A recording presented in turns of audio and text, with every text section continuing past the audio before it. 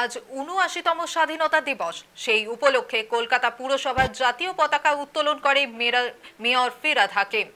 সেই অনুষ্ঠানে আরো উপস্থিত ছিলেন মেয়র কন্যা প্রিয়দর্শিনী হাকিম, পুর কমিশন ধবল জৈন, বিভাগীয় ডিজি, অন্যান্য পুর আধিকারিকেরা।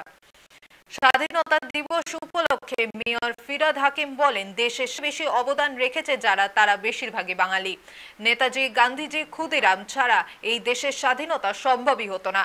এই অনুষ্ঠানে পুরসভার স্কুলের ছাত্রছাত্রীরা, কলকাতা পুলিশ, সিভিক পুলিশ ভলেন্টিয়াররা কুচকাওয়াজে অংশ নেয়। এছাড়া বিভিন্ন সাংস্কৃতিক অনুষ্ঠানের মাধ্যমে স্বাধীনতা দিবসে তাৎপর্যপূর্ণ করে তুলে ধরা হয়।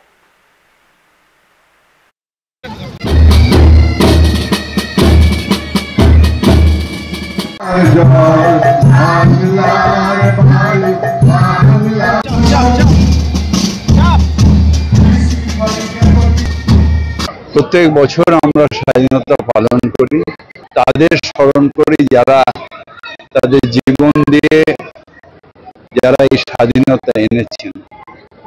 সেই সব দেশ নেতারা সারা জীবন দিয়ে গেছেন এই স্বাধীনতার জন্য। তাদের সেই স্বপ্ন আমরা যাতে সফল করতে পারি সেটা।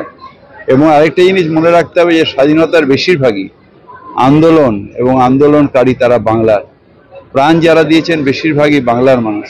দিনটা কিন্তু শুধু আমাদের অতীতে লড়াই করে স্বাধীনতা যে আমরা পেয়েছি তাকে উদযাপন করার দিন না, বরঞ্চ আমাদের নিরাপদ একটা ভবিষ্যতের জন্য একটা প্রতিশ্রুতি করার